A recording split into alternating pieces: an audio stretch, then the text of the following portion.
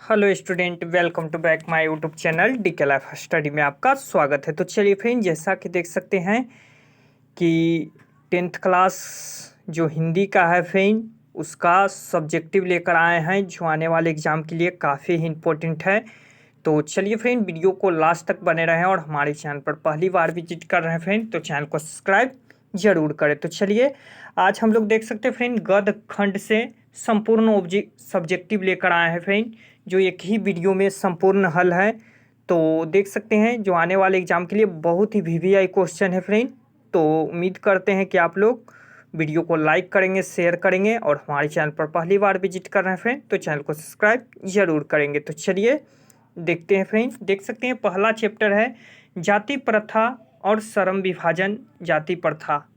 देख सकते हैं श्रम विभाजन जाति प्रथा। तो चलिए लेखक है सबसे पहले, तो लेखक के परिचय दे लेते हैं। यहाँ पे देख सकते हैं कि इस पाठ के लेखक बाबा साहब भीमराव अंबेडकर का जन्म 14 अप्रैल 1891 को हुआ था। देख सकते हैं बहुत ही महत्वपूर्ण यहाँ पे क्वेश्चन गिर रहा है फ्रेंड, कि देख सकते हैं इस पाठ का जो लेखक हैं बाबा साहब भीमराव अंबेडकर, इनका जन्म 14 अप्रैल 1891 के मध्य प्रदेश के मीहू में हुआ था।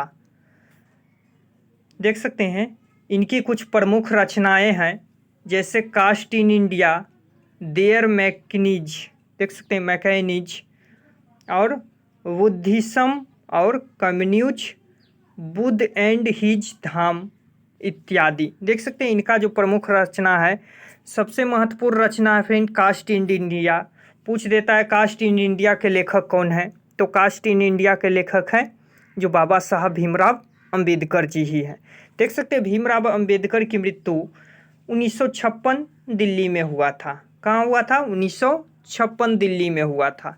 तो चलिए देख सकते हैं यहाँ पे जो आपने इस पाठ में श्रम विभाजन और जाति प्रथा के बारे में बताया है। देख सकते हैं कि जो भीमराव अंबेडकर जी हैं वह इस पाठ में श्रम विभाजन और जाति प्रथा के बारे में बताए हैं। तो चलिए पहला क्वेश्चन देखेंगे। यहाँ पे पहला क्वेश्चन है कि लेखक किस विडंबना की बात करते हैं। बहुत ही वीवीआई क्वेश्चन है फ्रेंड, लेखक किस विडंबना की बात कहते हैं। तो देख सकते हैं कि इस पाठ में जो लेखक है डॉक्टर भीमराव अंबेडकर के लिए विडंबना की बात यह है कि इस युग में भी जाति को बढ़ावा देने वाली लोगों की कमी नहीं है। देख सकते हैं भीमराव अंबेडकर जी के द्वारा विडंबना की बात कही गई है, क्योंकि देख सकते हैं इस युग में भी जाति प्रथा को बढ़ावा देने वाले लोग की कमी नहीं है। बहुत से लोग अभी भी जाति को अच्छा मानते हैं। देख सकते हैं कि भीमराव अंबेडकर जी के द्वारा यह कहना है कि इस युग में भी जाति प्रथा के लोग काफ़ी बढ़ावा दे रहे हैं, क्योंकि बहुत से लोग अपनी भी जाति को अच्छा मानते हैं। चलिए दूसरा नंबर क्वेश्चन देखेंगे। दूसरा नंबर यहाँ पे क्वेश्चन है कुछ इस तरह से, देख सकते हैं कि जातिवाद के पोषक पक्ष, जातिवाद के पोषक उसके पक्ष में क्या तर्क देते हैं। तो देख सकते हैं यहाँ पे कि जातिवाद के पोषक उसके पक्ष में यह तर्क देते हैं कि कार्य कुशलता के लिए श्रम विभाजन आवश्यक है। देख सकते हैं कार्य कुशलता के लिए श्रम विभाजन आवश्यक है और इसमें कोई बुराई भी नहीं है। देख सकते हैं यहाँ पे भीमराव अंबेडकर जी यह कह रहे हैं कि जाति के लिए पोषक पक्ष यानी यह एक तर्क है और यह कार्य कुशलता है, मतलब कार्य के अनुसार यह बनाया गया है और श्रम विभाजन अवश्य, इसमें कोई भी बुराई नहीं है। चलिए तीसरा नंबर क्वेश्चन देखेंगे। देख सकते हैं यहाँ पे तीसरा नंबर जो क्वेश्चन है, तीसरा नंबर क्वेश्चन है कि जाति प्रथा में बेरोजगारी का प्रमुख, देख सकते हैं बेरोजगारी का एक प्रमुख और प्रत्यक्ष कारण कैसे बनी हुई है। तो यहाँ पे देख सकते हैं कि जाति प्रथा में, जाति प्रथा भारत की बेरोजगारी का एक प्रमुख और अप्रत्यक्ष का कारण बन गई है। देख सकते हैं जाति प्रथा है जो भारत में बेरोजगारी का एक प्रमुख प्रत्यक्ष कारण बन गई है, क्योंकि यह प्रथा कार्य को उनके जाति के अनुसार बांट रही है। देख सकते हैं कि भीमराव अंबेडकर जी कह रहे हैं कि यह प्रथा इसलिए है क्योंकि कार्य को उसके जाति के अनुसार बांट रही है। लोग किसी दूसरी जाति के कार्य को करने में संकोच करते हैं। देख सकते हैं यहाँ पे कि लोग किसी दूसरी जाति के अगर कार्य करता है तो वह अपने आप में एक संकोच करने लगता है, जिसके कारण बेरोजगार होते जा रहे हैं। देख सकते हैं कि जिसके कारण बेरोजगार होते जा रहे हैं। तो चलिए यहाँ पे देख सकते हैं कि लेखक ने पाठ में किन प्रमुख पहलुओं से जाति प्रथा को एक हानिकारक प्रथा बताया है। देख सकते हैं कि लेखक ने जो अपने पाठ में किन पहलुओं से जाति प्रथा को एक हानिकारक प्रथा बताया है। तो यहाँ पे देख सकते हैं कि इसमें क्या लिखना है कि लेखक ने इस पाठ में कई पहलुओं से जाति प्रथा को एक हानिकारक प्रथा बताया है। देख सकते हैं कि लेखक ने इस पाठ में कई पहलुओं से जाति प्रथा को एक हानिकारक प्रथा बताया है। आर्थिक पहलू, इसमें केवल देख सकते हैं इसमें लोग केवल जाति के कारण देख सकते हैं काम को करने में विवश हो जाते हैं। देख सकते हैं आर्थिक पहलू में इनमें लोग केवल जाति के कारण काम को करने में विवश हो जाते हैं, जहाँ ना तो उनका मन लगता है और ना ही करने में देख सकते हैं ना ही मन लगता है उनको और ना ही उनका दिल। इसीलिए बहुत लोग कार्य टालू भाव से करते हैं। देख सकते हैं इसीलिए भीमराव अंबेडकर जी कहते हैं कि बहुत सारे लोग हैं जो कार्य टालू से करते हैं और बहुत कम पैसे कमा पाते हैं। चलिए यहाँ पे देख सकते हैं नेक्स्ट क्वेश्चन है कि सच्चे लोकतंत्र की स्थापना के लिए लेखक ने किन विशेषताओं की आवश्यक माना है।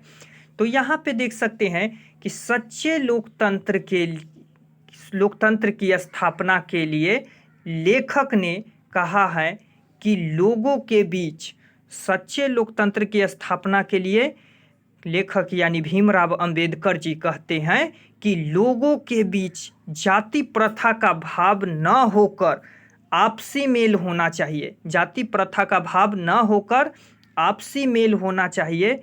उनके बीच दूध पानी का मिश्रण के जैसा और भाईचारा होना चाहिए। देख सकते हैं यहाँ पे भीमराव अंबेडकर जी के द्वारा यह बताया गया है कि उनके बीच दूध पानी के मिश्रण जैसा ही भाईचारा होना चाहिए।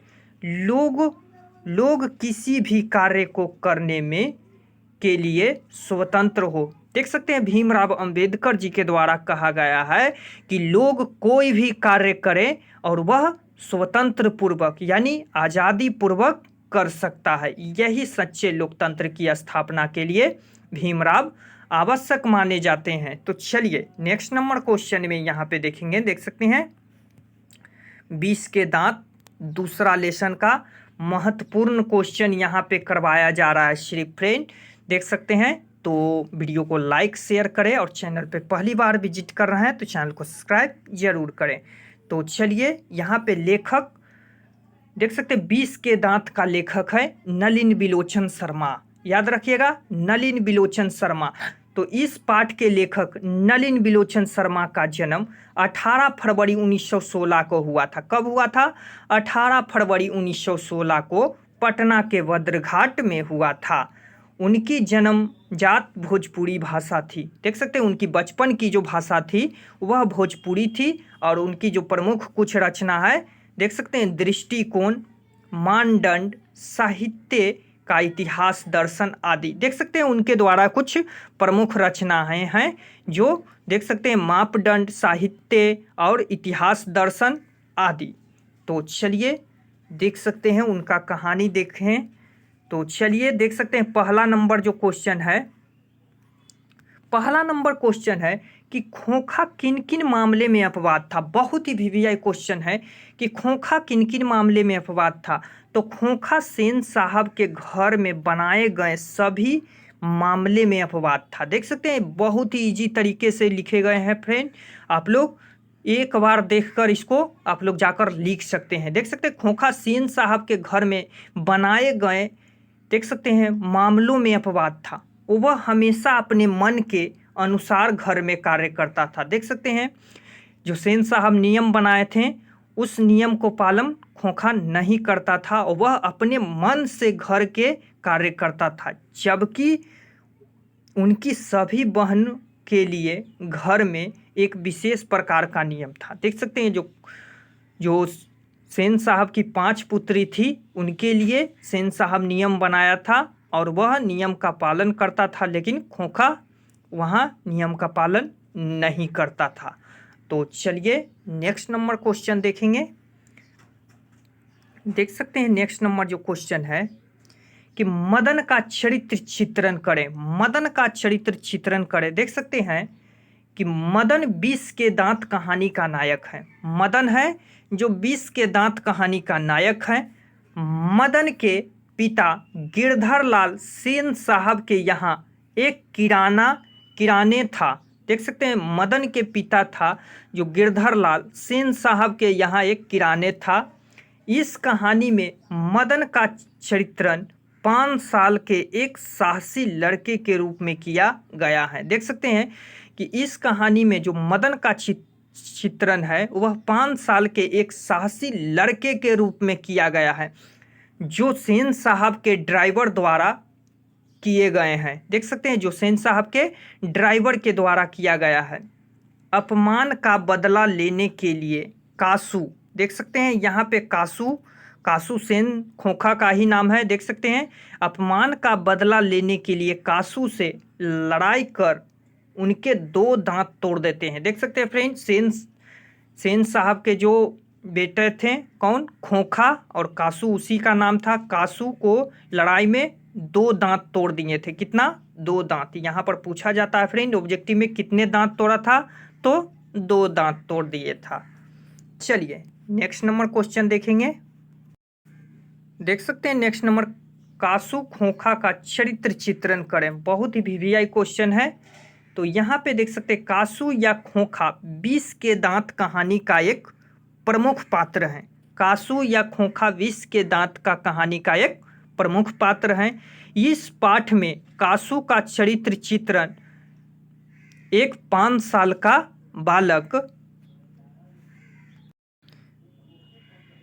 बालक के रूप में किया गया है। देख सकते हैं बालक के रूप में किया गया है। जो कासू, यहाँ पे कासू होगा फ्रेंड, कासू अपने घर में बनाए गए सभी नियमों में अपवाद था। जो खोखा था, खोखा का ही दूसरा नाम कासू था। कासू अपने घर में बनाए गए नियमों में अपवाद था। कासू के पिता, यहाँ पे देख सकते कासू के पिता बिजनेसमैन या इंजीनियर बनाना चाहते थे। देख सकते हैं जो सेन साहब थे वह खोखा को क्या बनाना चाहते थे, इंजीनियर और बिजनेसमैन। तो देख सकते हैं कासू के पिता उसे बिजनेसमैन या इंजीनियर बनाना चाहते थे। एक बार कासू की लड़ाई मदन से हो जाती है। एक बार कासू की लड़ाई मदन से हो जाती है, जिसमें उनके अपना 2 दांत खोना पड़ता है। देख सकते हैं जिसमें जो खोखा का है वह 2 दांत तोड़ देता है, यानी जिसमें उसे अपना 2 दांत खोना पड़ता है। चलिए यहाँ पे चौथा नंबर क्वेश्चन देखेंगे कि सेन साहब का चरित्र चित्रण करें। बहुत ही वीवीआई क्वेश्चन है फ्रेंड। तो वीडियो को लास्ट तक बने रहें और चैनल पर पहली बार विजिट कर रहे हैं फ्रेंड तो देख सकते हैं चैनल को सब्सक्राइब करके बेल आइकन प्रेस कर दे, ताकि देख सकते हैं फ्रेंड आपके लिए बहुत मेहनत करने वाले हैं। यहाँ पे एक ही वीडियो में पूरा आपको जो गद्य देख सकते हैं गद्य खंड का संपूर्ण वीवीआई ऑब्जेक्टिव आपको मिलने वाला है। तो चलिए, सेन साहब 20 के दांत कहानी का एक प्रमुख पात्र हैं। सेन साहब हैं जो 20 के दांत कहानी का एक प्रमुख पात्र हैं और इस पात्र में सेन साहब का जो चरित्रण एक अमीर व्यक्ति के रूप में किया गया है। देख सकते हैं इस पात्र में सेन साहब के जो चरित्र एक अमीर व्यक्ति के रूप में किया गया है। सेन साहब की 5 पुत्रियां और 1 पुत्र थे। सेन साहब की 5 पुत्रियां और 1 पुत्र थे। सेन साहब ने अपनी पुत्री के लिए घर में विशेष नियम बनाए थे। सेन साहब ने अपनी पुत्री के लिए घर में विशेष नियम बनाए थे। यह सेन साहब अपने बेटे खोखा को इंजीनियर बनाना चाहते थे। यह सेन साहब थे जो अपने बेटे खोखा को क्या बनाना चाहते थे? इंजीनियर बनाना चाहते थे। चलिए नेक्स्ट नंबर जो क्वेश्चन है देख सकते हैं यहाँ पे कि कासू और मदन के बीच झगड़े का कारण क्या था। कासू और मदन के बीच के जो झगड़ा था उसका कारण क्या था? तो इसका उत्तर में लिखना है कि कासू और मदन के बीच के झगड़े का कारण लट्टू घूमने का खेल था। देख सकते हैं कासू और मदन के बीच का जो झगड़ा था वह लट्टू घूमने का खेल था। देख सकते हैं कासू मदन के हाथ से लट्टू घुमाना चाहता था। कासू था जो मदन के हाथ से छीनकर वह लट्टू घुमाना चाहता था, परंतु मदन उससे खेलने से मना कर रहा था। देख सकते हैं मदन उसे खेलने से मना कर रहा था क्योंकि कासू के गाड़ी ड्राइवर ने देख सकते कासू के गाड़ी ड्राइवर ने मदन को धकेल दिया था।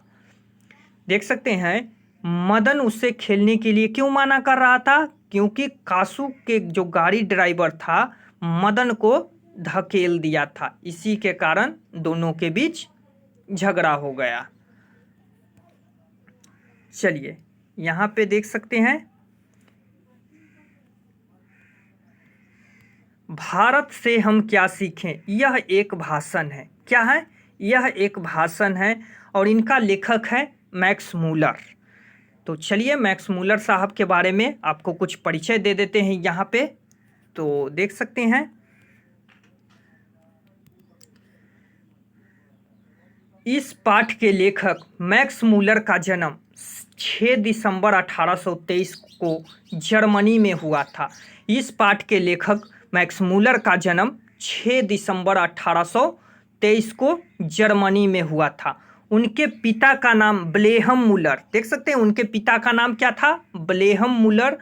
जब ये 4 वर्ष के थे, मैक्स मूलर साहब जब 4 वर्ष के थे तो उनके पिता की मृत्यु हो गई थी। देख सकते हैं यहाँ पे मैक्स मूलर साहब जब 4 वर्ष के थे तब उनकी पिता की मृत्यु हो गई, जिसके कारण उनकी पढ़ाई वर्धित हो गई। यानी देख सकते हैं मैक्स मूलर के जो पिता की मृत्यु हो गई जिनके कारण मैक्स मूलर की पढ़ाई वर्धित यानी बंद हो गई।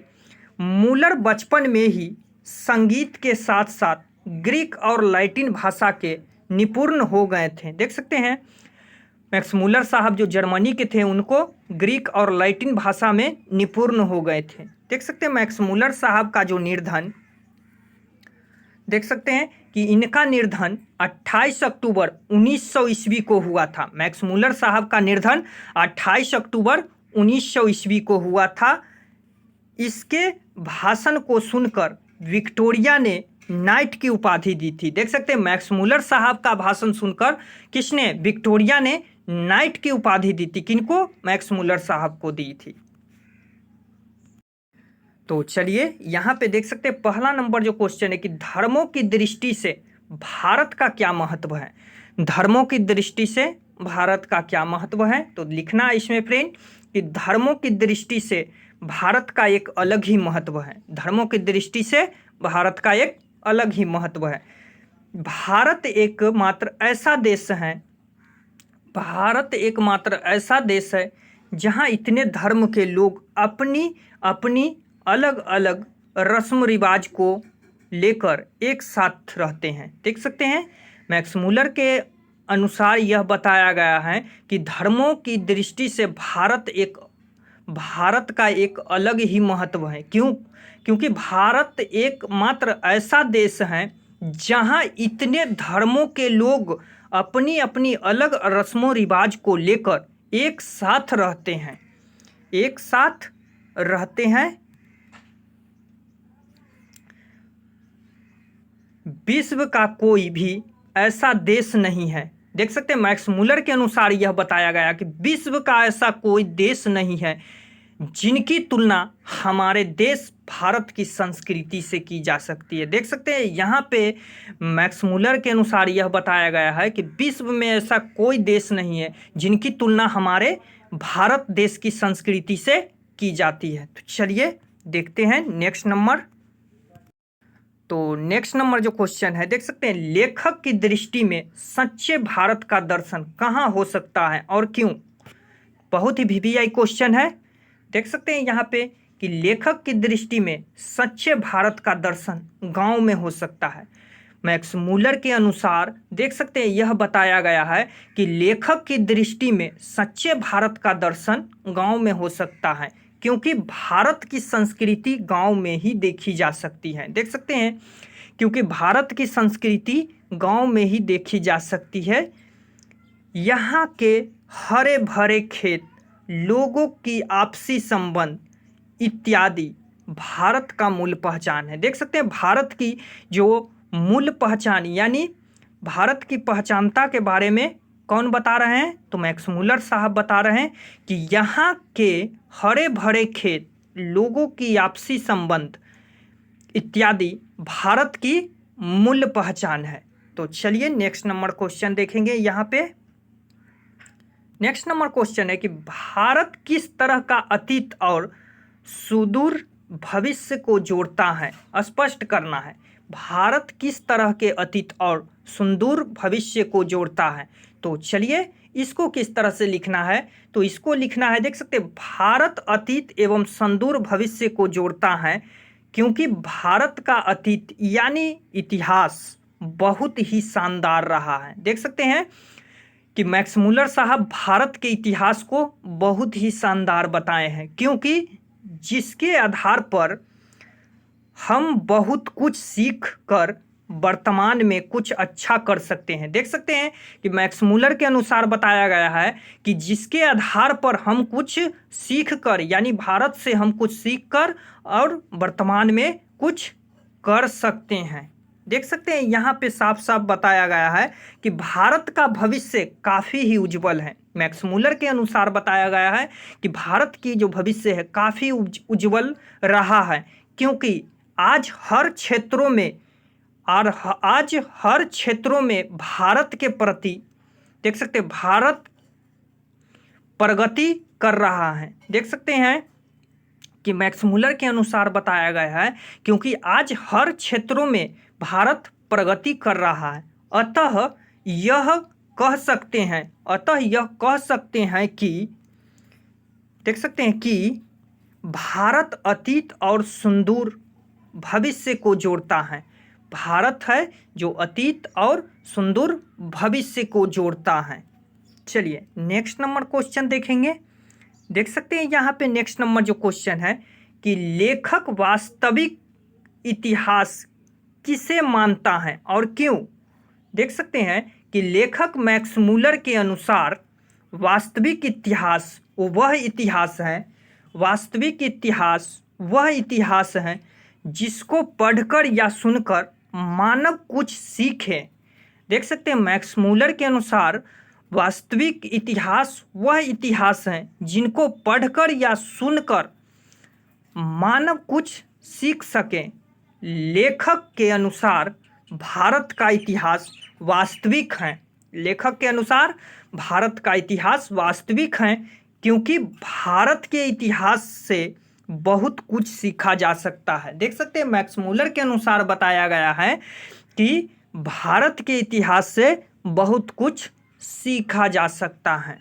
तो चलिए नेक्स्ट नंबर देख सकते हैं। यहाँ पे नेक्स्ट नंबर आ गया प्रश्न, नाखून क्यों बढ़ते हैं। इनका लेखक है हजारी प्रसाद द्विवेदी।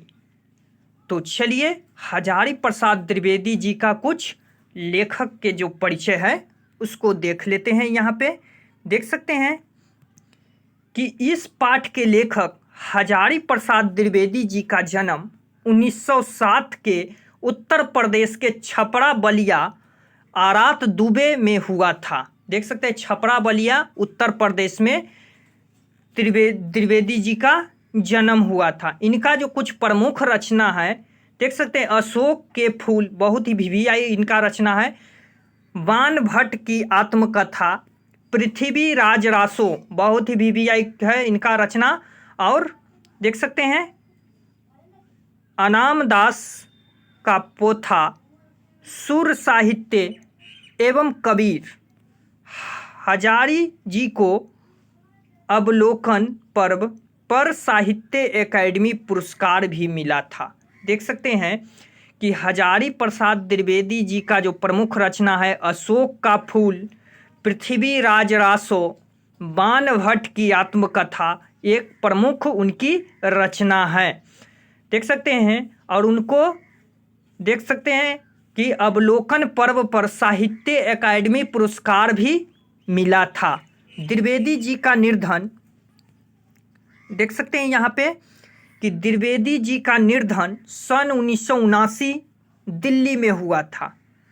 इनका निर्धन 1979 दिल्ली में हुआ था। चलिए देख सकते हैं क्वेश्चन कि नाखून क्यों बढ़ते हैं, यह प्रश्न लेखक के आगे कैसे उपस्थित हुआ। देख सकते हैं नाखून क्यों बढ़ते हैं और यह प्रश्न लेखक के आगे कैसे उपस्थित हुआ। तो चलिए देख सकते हैं किस तरह से लिखना है कि नाखून क्यों बढ़ते हैं। यह प्रश्न लेखक के सामने तब उपस्थित हुआ जब उनकी छोटी बेटी ने लेखक से पूछा कि पिताजी नाखून क्यों बढ़ते हैं। देख सकते हैं कि नाखून क्यों बढ़ते हैं कि यह प्रश्न लेखक के सामने तब उपस्थित हुआ जब उनकी छोटी बेटी ने लेखक से पूछा कि पिताजी नाखून क्यों बढ़ते हैं। किससे पूछा? हजारी प्रसाद द्विवेदी जी से पूछा उनकी छोटी बेटी ने।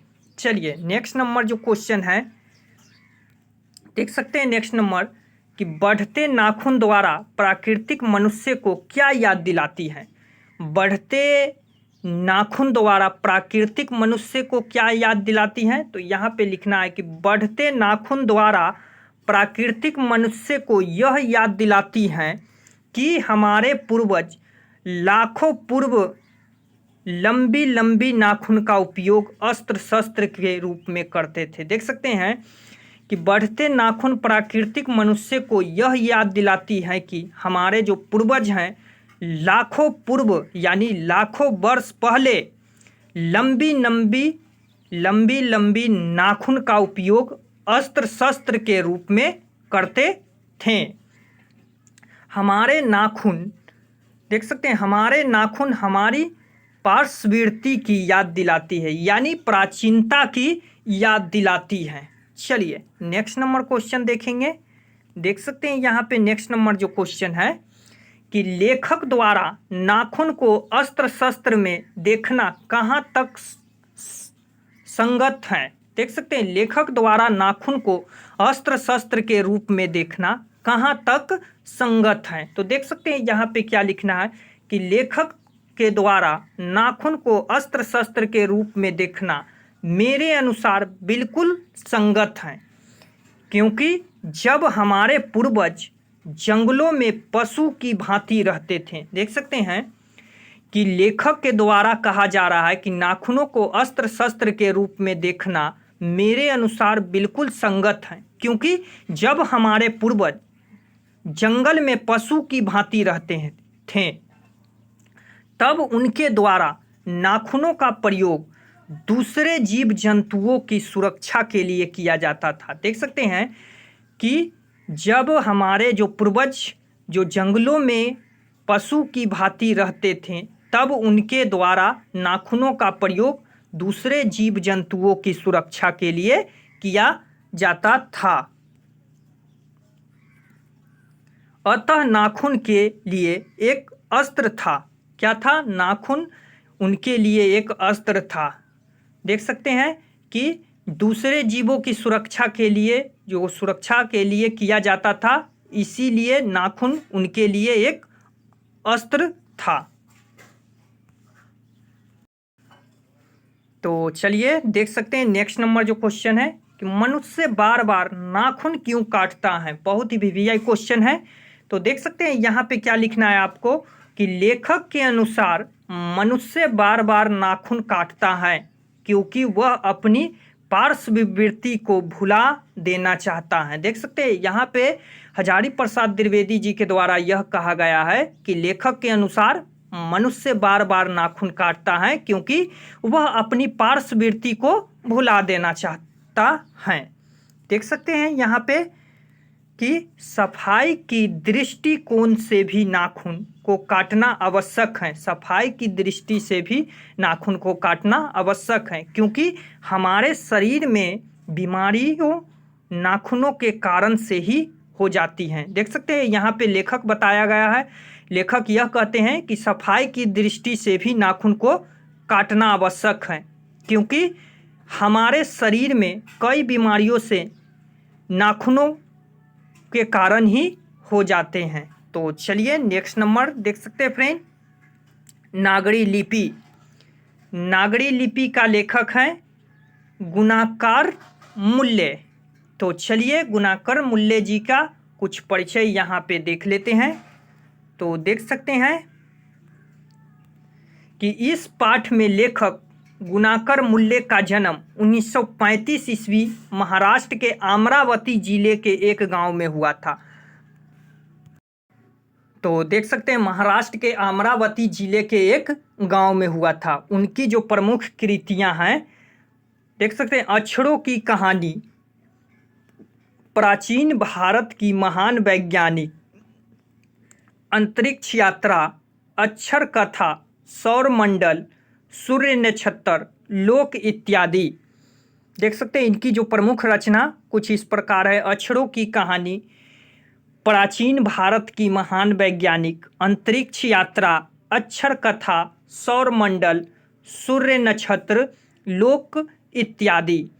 देख सकते हैं कि गुणकार मूल्य जी का जो मृत्यु हुआ था, देख सकते हैं कि सन 2009 में मूल्य जी की मृत्यु हो गई थी और यह निबंध लिखा था। क्या निबंध? भारतीय लिपियों की कहानी नामक पुस्तक से लिया गया है। देख सकते हैं यह निबंध है जो नागरी लिपि, यह भारतीय लिपियों की कहानी नामक पुस्तक से लिया गया है। तो देख सकते हैं नागरी लिपि 1000 ईस्वी में अस्तित्व में आया था। देख सकते हैं नागरी लिपि 1000 ईस्वी में अस्तित्व में आया था। 14वीं 15वीं सदी में विजयनगर के शासकों ने अपने लेखों को लिपि नंदी नागरी कहा था। देख सकते हैं 14वीं 15वीं सदी में विजयनगर के जो शासक थे वह अपने लेखकों के लिपि को नंदी नागरी लिपि कहा था। तो चलिए पहला नंबर क्वेश्चन है कि देवनागरी लिपि में कौन कौन सी भाषाएं लिखी जाती हैं। तो चलिए किस तरह से लिखना है। देख सकते हैं कि देवनागरी लिपि में मुख्य हिंदी, संस्कृत, मराठी, नेपाली एवं प्राकृत भाषा लिखी जाती हैं। देख सकते हैं देवनागरी लिपि में कौन कौन सी भाषा लिखी जाती है। संस्कृत, मराठी, नेपाली और प्राकृत भाषा लिखी जाती हैं। चलिए देख सकते हैं दूसरा है कि नागरी लिपि कब एक सर्वदार्शनिक लिपि थी। तो देख सकते हैं कि 8वीं सदी से लेकर 11वीं सदी के बीच नागरी लिपि एक सर्वदेशिक लिपि है। देख सकते हैं 8वीं से लेकर 11वीं सदी के बीच नागरी लिपि को एक सर्वदेशिक लिपि थी। चलिए देख सकते हैं यहाँ पे तीसरा नंबर है कि देवनागरी लिपि के अक्षरों में अस्थिरता कैसे आई। देवनागरी लिपि के अक्षरों में अस्थिरता कैसे आई। तो देख सकते हैं कि जब देवनागरी लिपि के अक्षरों का प्रयोग टाइपराइटर एवं मोहर आदि में होने लगा तब उसके अक्षरों में स्थिरता आई। देख सकते हैं देवनागरी लिपि के अक्षरों में स्थिरता कब से आई। तो देवनागरी लिपि के अक्षरों के प्रयोग जब टाइपराइटर एवं मुहरों आदि में होने लगे तो इसके अक्षरों में स्थिरता आई। चलिए देख सकते हैं यहाँ पे नेक्स्ट नंबर जो प्रश्न है कि नागरी को देवनागरी क्यों कहते हैं, लेखक इस संबंध में क्या बताते हैं। तो चलिए देख सकते हैं नागरी नाम की उत्पत्ति में विद्वानों के बीच काफ़ी मतभेद हैं। नागरी नाम की उत्पत्ति में विद्वानों के बीच काफ़ी मतभेद हैं। एक मत के अनुसार सबसे पहले इस लिपि का उपयोग गुजरात के नगर ब्राह्मणों ने किया था। देख सकते हैं सबसे पहले इस लिपि का उपयोग गुजरात के नगर का ब्राह्मण ने किया था, इसीलिए इसे नागरी या देवनागरी लिपि कहते हैं। इसीलिए इसे नागरी या देवनागरी लिपि कहते हैं। जबकि एक दूसरे मत के अनुसार इस लिपि का विकास देव की नगरी काशी में हुआ था। देख सकते हैं जबकि दूसरे मत के अनुसार यह बताया जा रहा है कि इस लिपि का विकास देव की नगरी काशी में हुआ, इसीलिए इस लिपि को देवनागरी लिपि कहा जाता है। तो चलिए देख सकते हैं नेक्स्ट नंबर है बहादुर।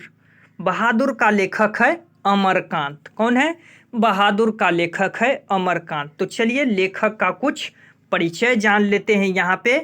तो देख सकते हैं लेखक का परिचय कुछ इस प्रकार से है कि इस पाठ के लेखक अमरकांत का जन्म जुलाई 1925 में उत्तर प्रदेश के बलिया नगर में हुआ था। देख सकते हैं अमरकांत का जन्म कहाँ हुआ था? उत्तर प्रदेश के बलिया नगर में हुआ था। उनकी कुछ प्रमुख रचनाएं हैं जिंदगी और जोक, बहुत ही वीवीआई है। जिंदगी और जोक, देश के लोग, मौत का नगर, मित्र और मिलन, कुहासा आदि। देख सकते हैं कि अमरकांत जी का बहुत ही प्रमुख रचना जिंदगी और जोक है। ये काफ़ी पूछा जाता है, लगातार ये प्रश्न आया है फ्रेंड। जिंदगी और जोक किनकी रचना है? तो अमरकांत जी की है। तो चलिए इस पाठ में बहादुर नाम का एक नेपाली बालक के जीवन में घटी घटना का विस्तार से बताया है।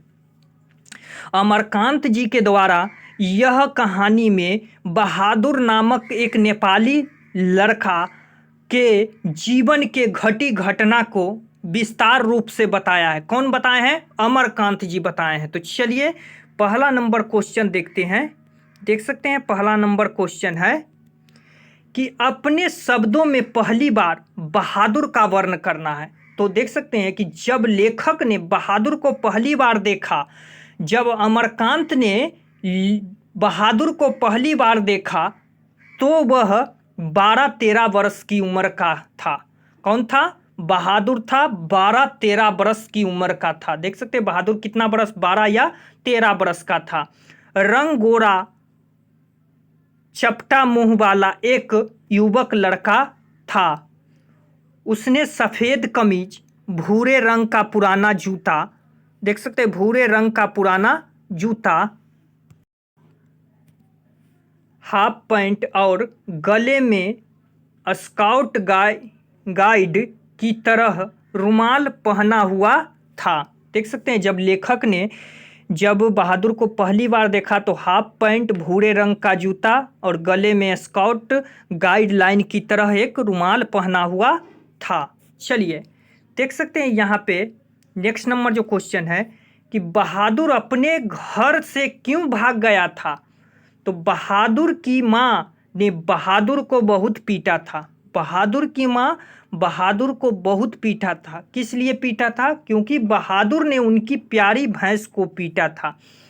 देख सकते हैं बहादुर की माँ बहादुर को इसीलिए पीटा था क्योंकि बहादुर ने उनकी प्यारी भैंस को पीटा था।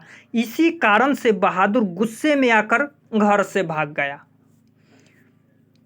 चलिए देख सकते हैं तीसरा नंबर जो क्वेश्चन है कि बहादुर के आने से लेखक के घर और परिवार के सदस्य में कैसा प्रभाव पड़ा। बहादुर के आने से लेखक के घर और परिवार के सदस्यों में कैसा प्रभाव पड़ा, तो देख सकते हैं कि बहादुर के आने से लेखक सहित घर और परिवार वाले सदस्य पर विशेष प्रभाव पड़ गया था। लेखक में ऊंचाई का एक साहस होने लगा। लेखक में ऊंचाई का एक साहस होने लगा।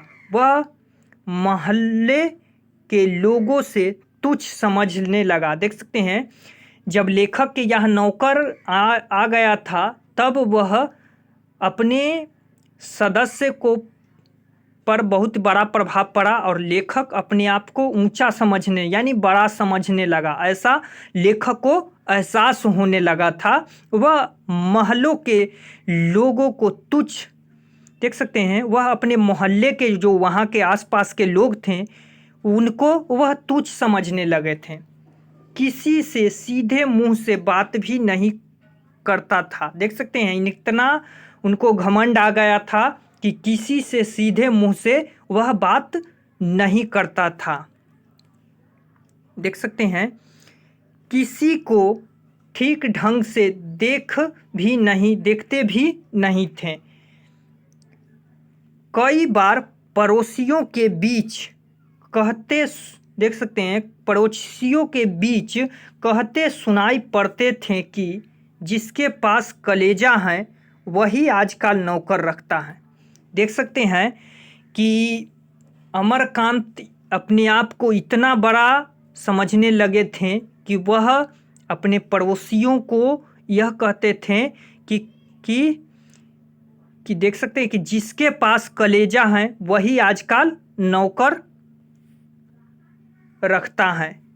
निर्मला भी फूले नहीं समाते थे। देख सकते हैं जो लेखक की पत्नी थी निर्मला भी बहुत ही खुश थी। अपनी बड़प्पन पड़ोसियों के बीच करती थी। अपनी बड़प्पन यानी अपनी बड़प्पन को वह पड़ोसियों के बीच करती थी। परिवार के सदस्य संपूर्ण काम बहादुर से करवाने लगे थे। किशोर का मन तो पहले से, देख सकते हैं, किशोर का जो मन था वह पहले से बढ़ा ही था। अब बहादुर के आ जाने से उनका काम पहले होने लगा। देख सकते हैं कि बहादुर था, किशोर था जो लेखक के बेटा था और उनका मन पहले से ही बढ़ा हुआ था और बहादुर के आने से उनका काम पहले होने लगा। तो चलिए देख सकते हैं नेक्स्ट नंबर क्वेश्चन देखेंगे कि किन कारणों से बहादुर ने एक दिन लेखक का घर छोड़ दिया। देख सकते हैं किन कारणों से जो बहादुर ने लेखक का घर छोड़ दिया। तो बहादुर एक ईमानदार कर्मठ नौकर था। बहादुर एक ईमानदार कर्मठ नौकर था, परंतु बार बार यातनाएं एवं चोरी का इल्जाम लगा देने के कारण बहादुर का मन लेखक के घर से उठ गया। बहादुर का मन लेखक के घर से उठ गया और वह एक दिन लेखक का घर छोड़कर चला गया। देख सकते हैं कि बहादुर पर जब चोरी का इल्जाम लगा दिया था लेखक, इसी कारण वह एक दिन घर छोड़कर चला गया। चलिए देख सकते हैं 5 नंबर क्वेश्चन देखेंगे कि बहादुर के चले जाने पर सबको पछतावा क्यों होता है। तो बहादुर को चले जाने पर सबको पछतावा क्यों होते हैं। तो देख सकते हैं कि बहादुर को चले जाने पर घर के सभी लोगों को होता है, पछतावा होता है, क्योंकि घर के सारे काम बहादुर संभालता था और दूसरी बात घर के लोगों ने जो उनके साथ बुरा बर्ताव किया था उसके लिए उन्हें पछतावा होता था। देख सकते हैं कि बहादुर को चले जाने के बाद लेखक को इसीलिए पछतावा होता है क्योंकि घर के सारे काम बहादुर संभालते थे और दूसरी बात घर के लोग ने उसे जो बहादुर के साथ बुरा बर्ताव किया था इसीलिए उनको पछतावा होता था। चलिए देख सकते हैं 6ठा नंबर जो क्वेश्चन देखेंगे कि घर के रिश्तेदारों ने कैसा प्रपंच रचा और उनका क्या परिणाम निकला है। तो लेखक के घर में आए रिश्तेदारों ने रुपए चोरी का प्रपंच रचा क्योंकि उनको वह कुछ भी खर्च नहीं करना पड़े ना पड़े इसीलिए यह प्रपंच के परिमाण देख सकते हैं। परिमाण स्वरूप लेखक भी अपनी सूझबूझ खो दिया। घर के लोगों ने बहादुर को मारने पीटने की प्रक्रिया में बढ़ोतरी आ गई। मतलब बहादुर को काफ़ी मारने पीटने लगे घर के सदस्य। इस प्रपंच के कारण, इस समस्या के कारण बहादुर लेखक के घर छोड़कर चला गया। तो चलिए 7 नंबर देखते हैं को यहाँ पे 7 लेसन है। तो परंपरा का मूल्यांकन लेखक है रामविलास शर्मा।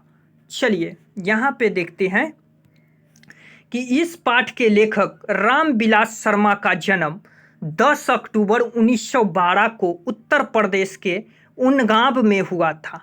कहाँ हुआ था? उनगांव में हुआ था।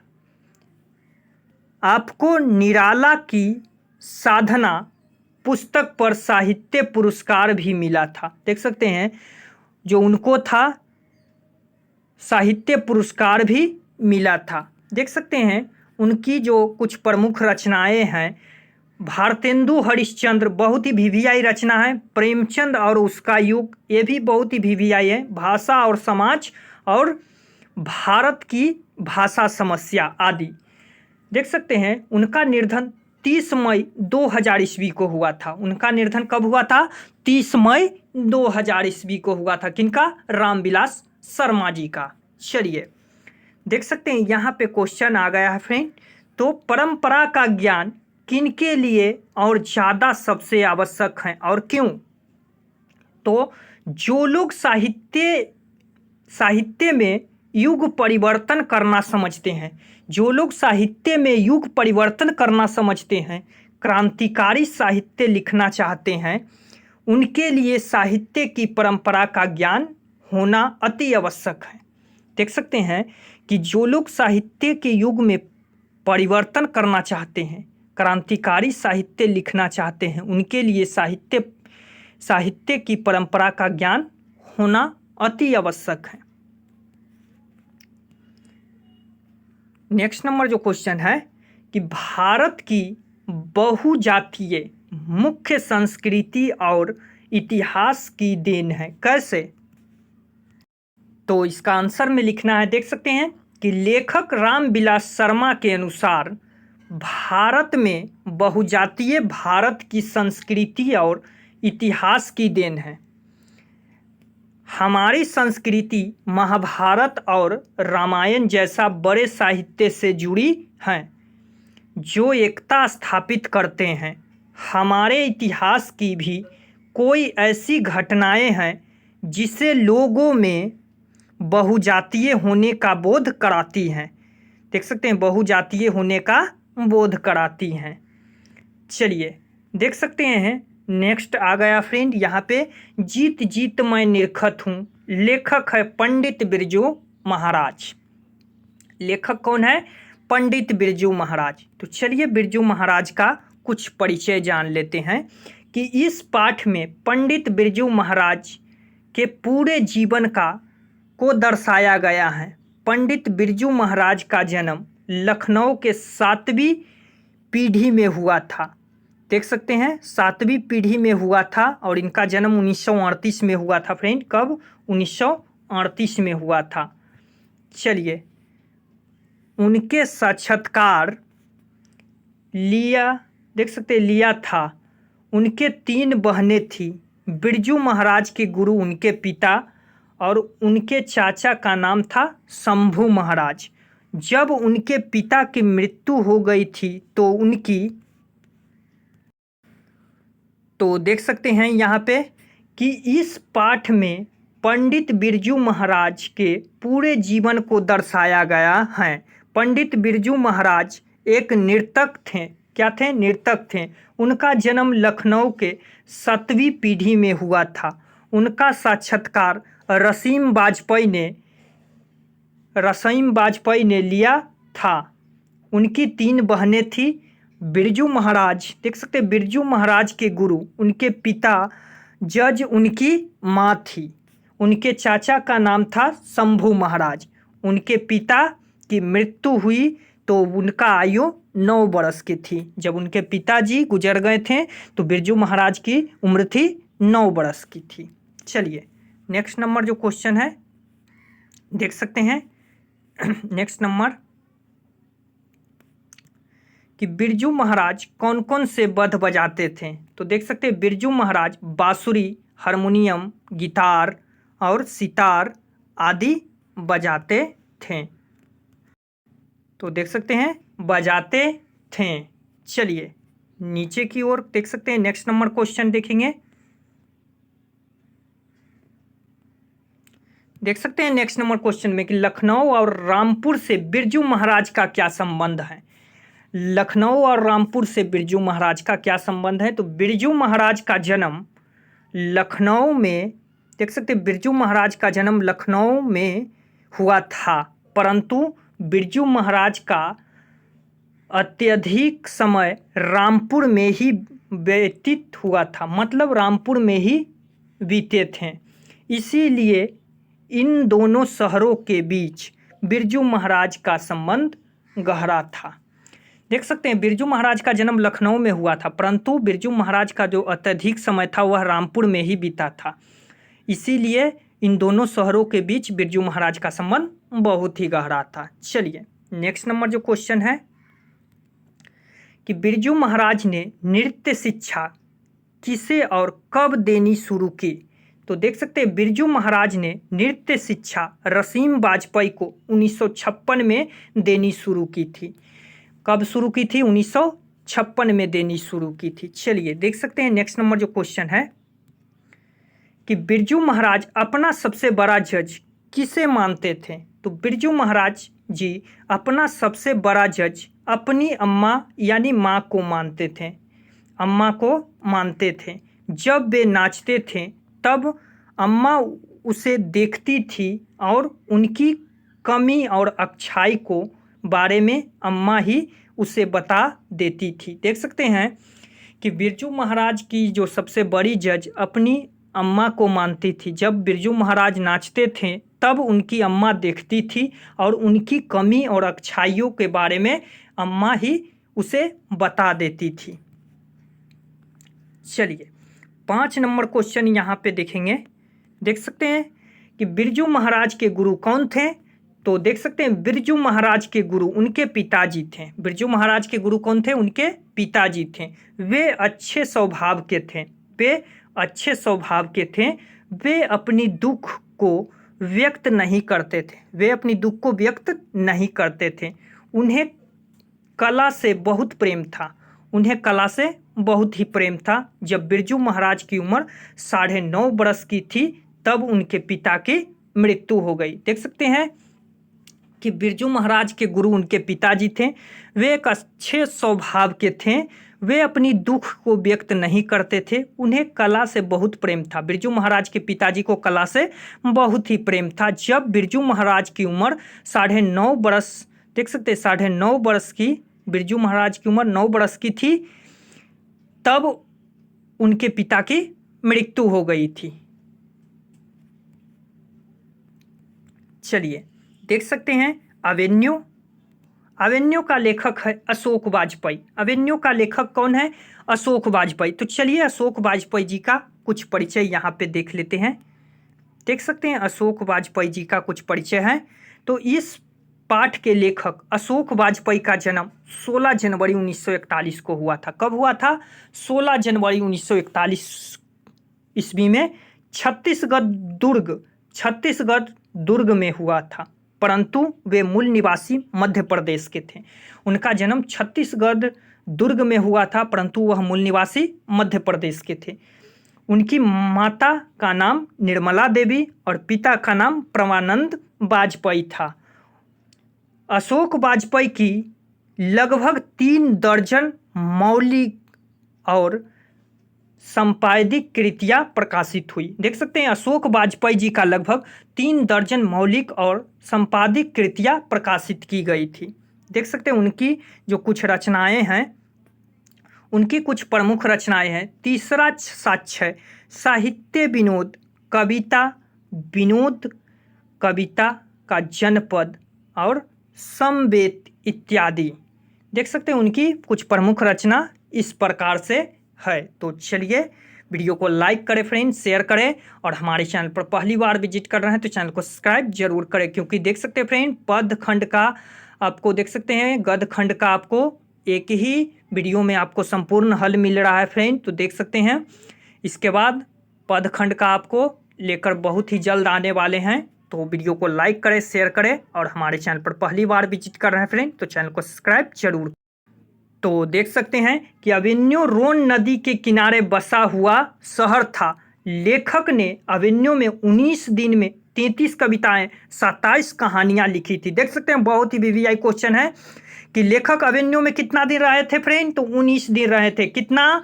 19 दिन और 33 कविता और 27 कहानियां लिखे थे। कितना? 27 कहानियां लिखे थे। अवेन्यू फ्रांस का एक प्रमुख कला केंद्र रहा है। अवेन्यू है जो फ्रांस का एक प्रमुख कला केंद्र रहा है। अवेन्यू रोन नदी के किनारे बसा हुआ है। अवेन्यू रोन नदी के किनारे बसा हुआ है। बहुत बार पूछ देता है फ्रेंड रोन नदी कहाँ स्थित है? तो रोन नदी फ्रांस में स्थित है। कहाँ? फ्रांस में स्थित है। तो चलिए नेक्स्ट नंबर क्वेश्चन देखेंगे। अवेन्यू क्या है और वह कहाँ स्थित है? देख सकते हैं फ्रेंड बहुत ही वीवीआई क्वेश्चन है। अवेन्यू कहाँ है और वह अवेन्यू क्या है और वह कहाँ स्थित है? तो अवेन्यू रोन नदी के किनारे बसा हुआ एक पुराना शहर है। अवेन्यू रोन नदी के किनारे बसा हुआ एक पुराना शहर है जो दक्षिण फ्रांस में स्थित है। कहाँ है? दक्षिण फ्रांस में स्थित है। चलिए देख सकते हैं नेक्स्ट नंबर क्वेश्चन। ये हर वर्ष अवेन्यू में कब और कैसे समारोह हुआ करता था? तो देख सकते हैं कि अवेन्यू में हर वर्ष गर्मियों के समय में अत्यंत प्रसिद्ध और लोकप्रिय समारोह होता है। तो अवेन्यू में हर वर्ष गर्मियों के समय में अत्यंत प्रसिद्ध और लोकप्रिय समारोह होता रहता है। चलिए देख सकते हैं तीसरा नंबर जो क्वेश्चन है कि नदी के तट पर बैठे हुए लेखक को क्या अनुभव होता है? तो नदी के तट पर जो अशोक वाजपेयी जी बैठकर क्या अनुभव कर रहे थे? तो देख सकते हैं किस तरह से लिखना है कि नदी के तट पर बैठे हुए लेखक को लगता है कि नदी का जल स्थिर है। नदी के तट पर बैठकर लेखक को यह अनुभव हो रहा था कि नदी का जल स्थिर है और नदी का तट ही बह रहा है। क्या? नदी का तट ही बह रहा है। उन्हें यह अनुभव हो रहा है कि नदी के साथ साथ वह भी बह रहा है। देख सकते हैं लेखक को यह अनुभव हो रहा है कि नदी का जो स्थिर जल है और नदी के तट ही बह रहा है। उन्हें यह अनुभव हो रहा है कि नदी के साथ साथ वह भी बह रहे हैं। लेखक को ऐसा अनुभव हो रहा है। चलिए चौथा नंबर में देखेंगे तो देख सकते हैं कि नदी के तट पर लेखक को किनकी याद आती है और क्यों? तो देख सकते किस तरह से लिखना है कि नदी के तट पर लेखक को विनोद कुमार शुक्ल जी को याद आ रहा है। देख सकते हैं नदी की तट पर बैठकर लेखक को विनोद कुमार शुक्ल जी की याद आ रही है। शुक्ल की कविता नदी चेहरे लोगों की याद आती है। देख सकते हैं कि नदी के तट पर जब लेखक बैठे हैं तो उनको विनोद कुमार शुक्ल की कविता नदी के चेहरे लोगों की याद आती है, क्योंकि लेखक नदी के तट पर बैठकर खुद को नदी ही जैसा अनुभव करने लगता है। देख सकते हैं कि विनोद कुमार शुक्ल जी हैं जो नदी के तट पर बैठकर वह खुद को नदी जैसा ही अनुभव करने लगते हैं। तो चलिए नेक्स्ट नंबर क्वेश्चन देखेंगे। तो वीडियो को लास्ट तक बने रहें फ्रेंड, और हमारे चैनल पर पहली बार विजिट कर रहे हैं तो चैनल को सब्सक्राइब जरूर करें। तो चलिए, नदी और कविता में लेखक क्या समानता पाता है? नदी और कविता में लेखक क्या समानता पाते हैं? तो देख सकते हैं कि नदी और कविता में समानता बताते हुए लेखक लिखते हैं कि नदी के समान ही कविता सदियों से हमारे साथ रही है। देख सकते हैं कि नदी और कविता में समानता बताते हुए लेखक यह लिखते हैं, क्या लिखते हैं कि नदी के समान ही कविता सदियों से हमारे साथ ही रही है। नदी में ना जाने जल कहाँ कहाँ से आकर विलीन हो जाते हैं। नदी में न जाने कहाँ कहाँ से आकर जल विलीन हो जाते हैं। कविता में भी न जाने कहाँ कहाँ से कैसे कैसे बताकर आकर मिल जाती हैं। जैसे कभी नदी में, देख सकते हैं,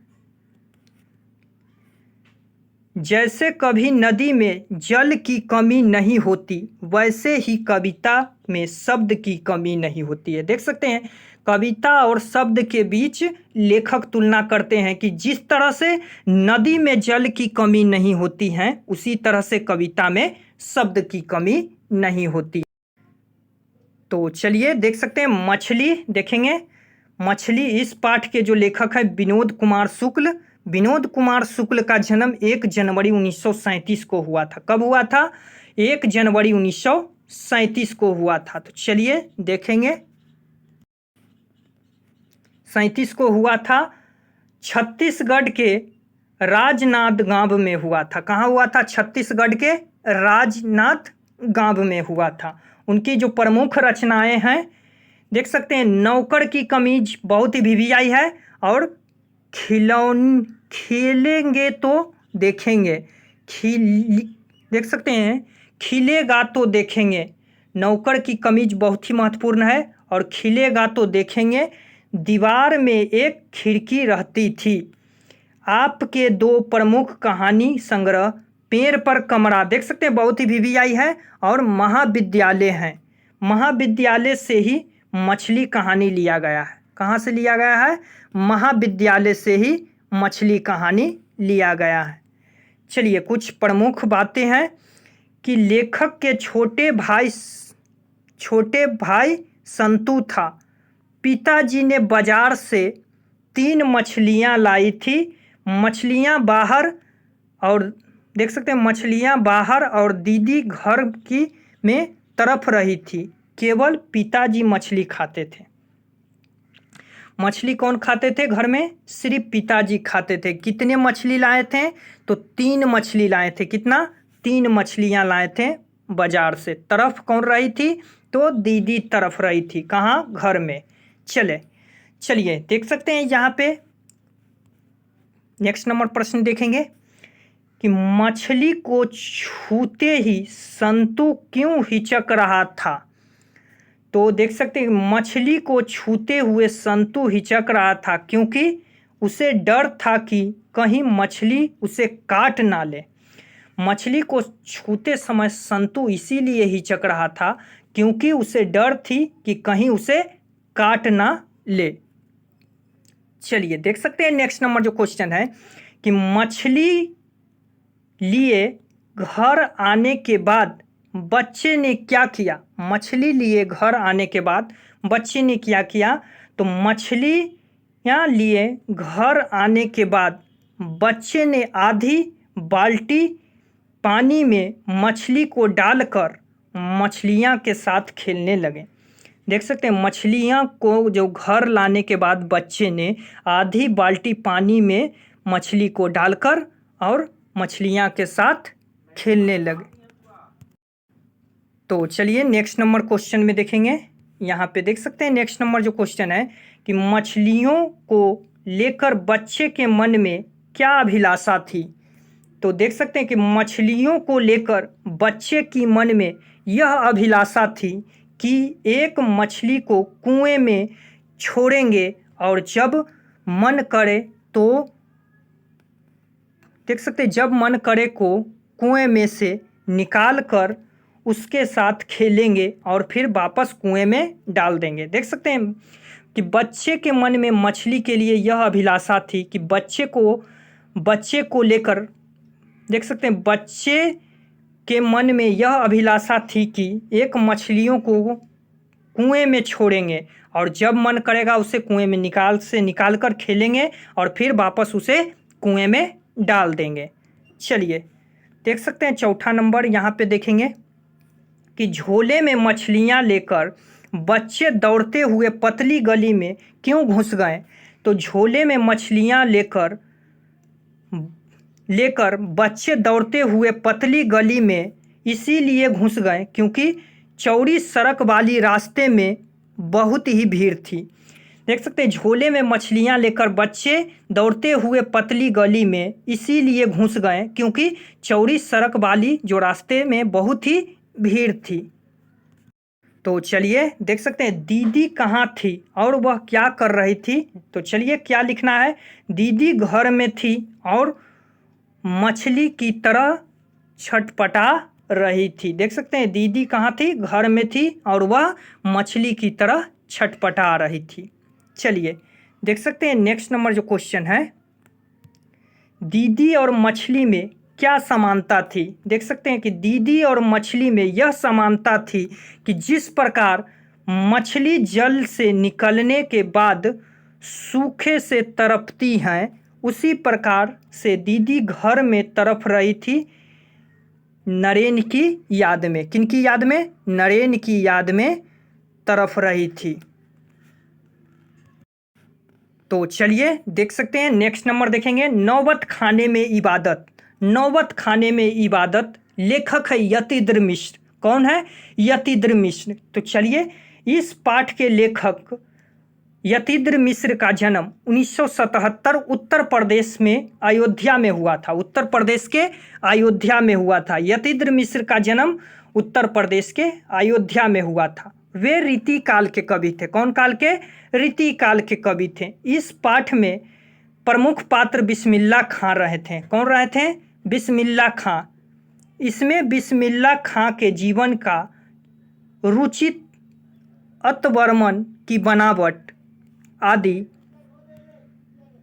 देख सकते हैं आदि इससे बिस्मिल्लाह खां के जीवन की जो रुचिता अतमर्म देख सकते हैं अंतमर्म की बनावट आदि को दर्शाया गया है। इबादत का अर्थ है उपासना। इबादत का अर्थ उपासना होता है। बिस्मिल्लाह खां से संबंधित पर्व मुहर्रम है। बिस्मिल्लाह खां से संबंधित पर्व कौन है, मुहर्रम है। इबादत का अर्थ है उपासना। क्या है, उपासना। चलिए नेक्स्ट नंबर क्वेश्चन देखेंगे। देख सकते हैं नेक्स्ट नंबर क्वेश्चन की डुमराव की महानता किस कारण से है। डुमराव की महानता किस कारण से है। तो चलिए डुमराव की महानता शहनाई के कारण से है। किससे, शहनाई के कारण से है। बिस्मिल्लाह खां का जन्म डुमराव में ही हुआ था। बिस्मिल्लाह खान का जन्म कहाँ हुआ था, डुमराव में ही हुआ था। और जिस घास से शहनाई बजाते थे वह घास भी डुमराव में ही पाए जाते थे। देख सकते हैं कि बिस्मिल्लाह खान जिस घास से शहनाई बजाते थे वह घास डुमराव में ही पाए जाते हैं। नेक्स्ट नंबर क्वेश्चन देखेंगे। देख सकते हैं नेक्स्ट नंबर जो क्वेश्चन है कि बिस्मिल्लाह खान जब काशी से बाहर प्रदर्शन करते थे तो क्या करते थे, हम इससे क्या सीख मिलती है, हमें इससे क्या सीख मिलती है। तो देख सकते हैं कि बिस्मिल्लाह खां जब कभी काशी से बाहर आते थे तो काशी विश्वनाथ को कभी नहीं भूलते थे। बिस्मिल्लाह खां जब काशी से बाहर आते थे तो काशी विश्वनाथ को कभी नहीं भूलते थे। काशी से बाहर रहने पर भी काशी की दिशा में ही मुँह करके थोड़ी देर शहनाई अवश्य बजाते थे। देख सकते हैं बिस्मिल्लाह खान जी काशी से जब बाहर जाते थे तो वह काशी की दिशा में ही मुँह करके थोड़ी देर शहनाई बजाते थे। इससे हमें यह शिक्षा मिलती है कि चाहे परिस्थिति कैसे भी हो, इंसान को अपने इष्ट को कभी नहीं भुलाना चाहिए। देख सकते हैं कि इससे हमें यह शिक्षा मिलती है कि परिस्थिति कैसे भी हो, इंसान को अपने इष्ट यानी प्राचीनता को कभी नहीं भूलना चाहिए। चलिए देख सकते हैं शिक्षा और संस्कृति। शिक्षा और संस्कृति का लेखक हैं गांधी जी। कौन है? गांधी जी। तो चलिए शिक्षा और संस्कृति के बारे में कुछ जान लेते हैं।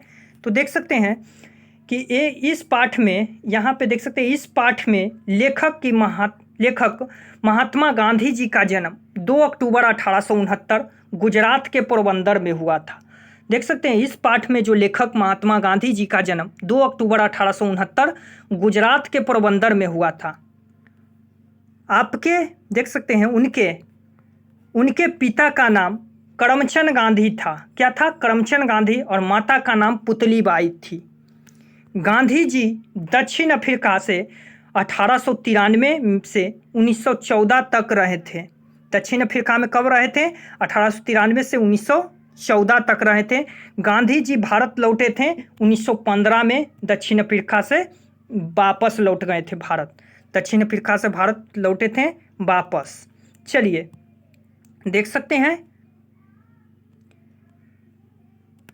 तो चलिए गांधी जी बढ़िया शिक्षा किसे कहते हैं? तो अहिंसक प्रतिरोध और व्यावसायिक शिक्षा को गांधी जी बढ़िया शिक्षा कहते थे। यह शिक्षा अक्षर ज्ञान की शिक्षा है। यह शिक्षा कैसी है? अक्षर ज्ञान की शिक्षा है। देख सकते हैं अक्षर ज्ञान से पहले में जानना चाहिए। अक्षर ज्ञान शिक्षा से पहले में जानना चाहिए। चलिए देख सकते हैं नेक्स्ट नंबर जो है कि शिक्षा का अध्याय गांधी जी क्या मानते हैं और क्यों। देख सकते हैं कि गांधी जी शिक्षा का अध्याय चरित्र निर्माण को मानते थे। किसको? चरित्र निर्माण को। उनका मानना था कि शिक्षा पाने का मुख्य चरित्र निर्माण होना चाहिए। शिक्षा पाने का जो मुख्य उद्देश्य चरित्र निर्माण होना चाहिए, क्योंकि चरित्र निर्माण से ही समाज का कल्याण हो सकता है। देख सकते हैं चरित्र निर्माण से ही समाज का कल्याण हो सकता है। चलिए नेक्स्ट नंबर क्वेश्चन है कि मानसिक और आत्मा का उच्चतम विकास कैसे संभव है।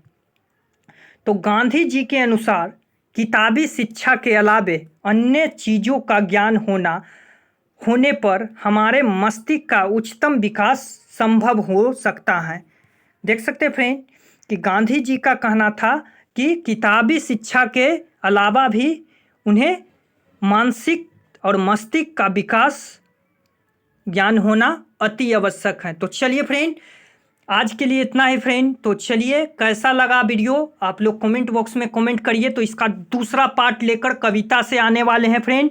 तो आप लोग कमेंट में अपना राय जरूर दीजिएगा।